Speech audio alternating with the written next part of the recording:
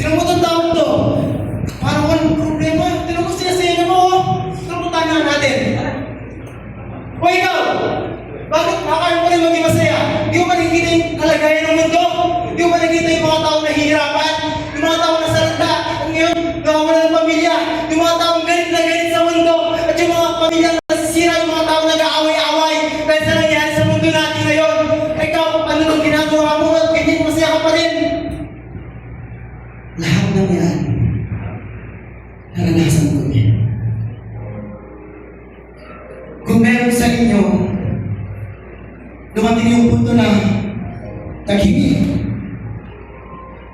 Naranasan ko din maghingi kasi naranasan ko mawalan. Tignan niyo ko. Ako lang mag-isa. Wala yung nanay ko, wala yung tatay ko, wala yung asawa ko, at yung mga anak ko. Kasi kung namatayan din sila, nung bumabag yun, namatayan din ako. At ako na lang mag-isa ang natira. Kaya pinaglaban ko yun sa langit. Sa gobyerno, galit na galit ako. Pero nung nawala ako, nakulong ako.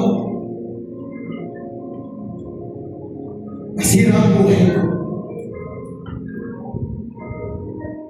Bakit kayo pa rin maging masaya kung ganun pala yung nangyari sa'yo?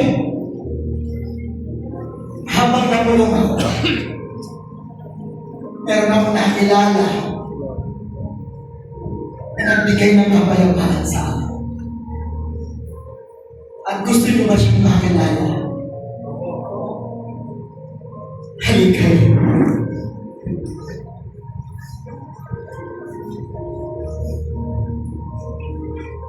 Ang nagbigay ng kapayapaan sa akin, si Jesus.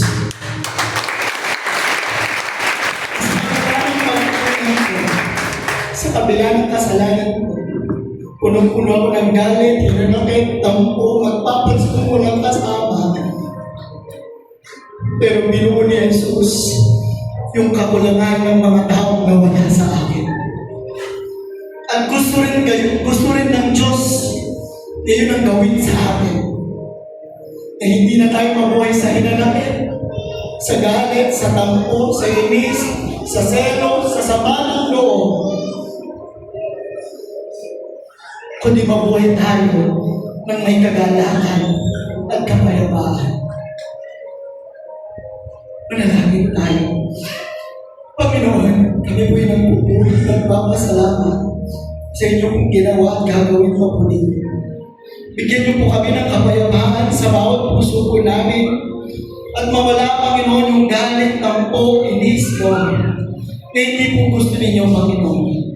At patuloy niyo po kami hayaan, Panginoon, na mabuhay sa kagalaan. Pumasok po kayo sa aming mga puso. At Panginoon, kayo po yung magharing prinsipe ng kapayapaan sa aming mga buhay. At bigyan niyo po kami ng galang na makalangin, Panginoon. Salamat, O Diyos. Ito po ang aming panalangin. In Jesus' name. Amen. Kasama natin si Lord ngayong Pasko. Iba sa feeling.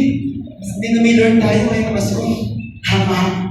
Ngayong Pasko, habang yung mundo punong-puno ng galit at hindi marunong magpatawad, tayong mga tumanggap at mananampalataya kay Jesus, magpapasko tayo kasama si Kristo. Iba talaga kasi may Kristo tayo sa puso natin. At sa puso natin, ay natin tandaan that if God is in our hands, our Christmas will always be happy. Matulad nga na sinasabi sa kantang ito na alam ko.